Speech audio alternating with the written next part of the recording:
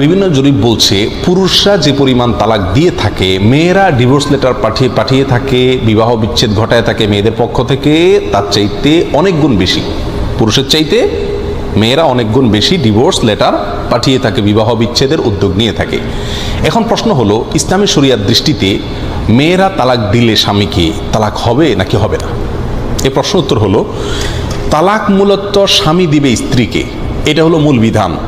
আল্লাহ সুবহানাহু ওয়া তাআলা কোরআন কারীমে বলেছেন, ইয়া আইয়ুহান নবী ইযা তাল্লাকতুমুন নিসা, হে নবী, যখন আপনি বা আপনারা পুরুষেরা যখন তালাক দিবেন মেয়েদেরকে, তাহলে বোঝা গেল মেয়েদেরকে তালাক দিবে পুরুষেরা।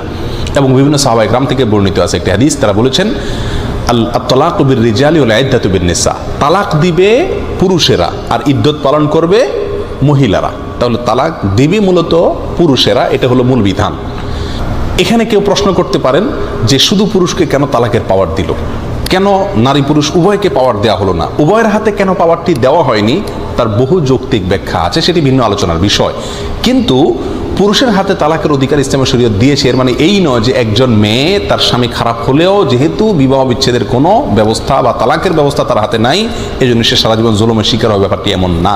কারণ বিবাহ বিচ্ছেদের জন্য তাকে শরীয়ত খোলার ব্যবস্থা রেখেছে, তালাকের বিকল্প, আদালতে শরণাপন্ন হওয়ার ব্যবস্থা রেখেছে, এবং আরেকটি বিষয় রেখেছে যেটাকে বলা হয় তালাকের তাফউইজ।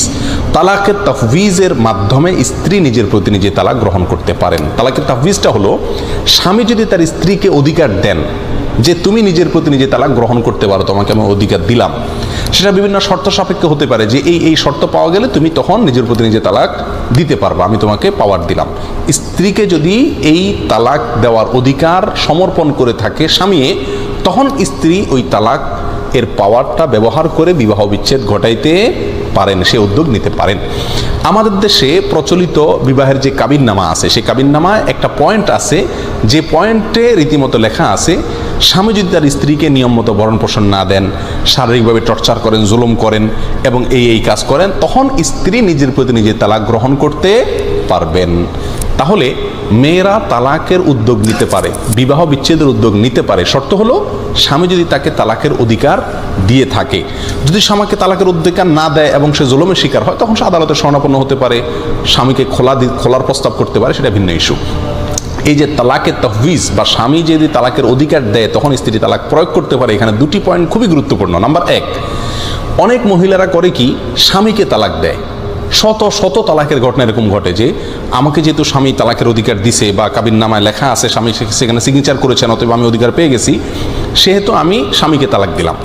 কিয়ামত পর্যন্ত যদি স্ত্রী স্বামীকে তালাক দেয় তাহলে কি হবে না? তালাক হবে না, কারণ তালাক পতিত হওয়ার পাত্র স্বামী নন, তালাক পতিত হওয়ার পাত্র হলেন স্ত্রী। অতএব স্ত্রী যদি বলেন আমি তালাক গ্রহণ করলাম, তখন তালাক পতিত হবে। যদি স্বামীকে তালাক দিলাম বলে তাহলে কি হবে না? তালাক হবে না। এক। নাম্বার দুই, যেই শর্তে তাকে তালাকের অধিকার দেওয়া হয়েছে সেই শর্ত পাওয়া যেতে হবে। মনে চাইলো আর তালাক দিয়ে চলে গেলাম, ব্যাপারটা এরকম না। কাবিননামায় যে শর্ত আছে, অথবা স্বামী আপনাকে স্ত্রীকে যে শর্তে তালাকের অধিকার দিয়েছেন সেই শর্তগুলো যদি পাওয়া যায়, তখন স্ত্রী নিজের প্রতি নিজে তালাক গ্রহণ করতে পারেন, এবং এর মাধ্যমে কি হবে? বিবাহ সম্পর্ক বিচ্ছিন্ন হয়ে যাবে। তাহলে মেয়েরাও তালাকের অধিকার প্রয়োগ করতে পারেন যদি স্বামী তাকে তালাকের অধিকার দিয়ে থাকে। যদি না দেয় তাহলে সারা জীবন তালাক দেখ বা নেক, তাতে কি হবে না? তালাক পতিত হবে না।